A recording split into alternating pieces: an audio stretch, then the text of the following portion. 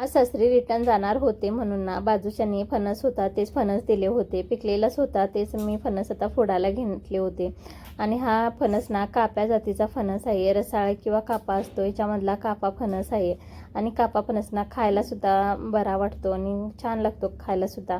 तेच आता कापू बघूया किती पिकले. आणि फणस हा ना हृदयाच्या आरोग्यासाठी ना भरपूर चांगला मानला जातो. आणि फणसामध्ये ना भरपूर फायबर असल्यामुळे ना पचन होण्यासुद्धा मदत होते. विटॅमिन सी, पोटॅशियम, अँटीऑक्साईड असतात, त्यामुळे ना शरीरामध्ये रोगप्रतिकारक शक्तीसुद्धा वाढण्यास मदत होते. आणि फणस हा छान होता, चविष्टसुद्धा होता.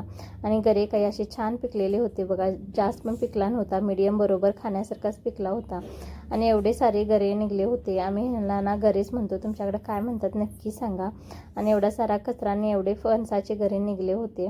आणि हाताला चीक बघा किती लागला होता, कट करताना ना तेल लावून घेतलं होतं तरीसुद्धा ना ह्याला एक एक फणसाना ना भरपूर चीक असतो. आणि तोच चीक आता आणि परत तेल लावून काढायचं आहे.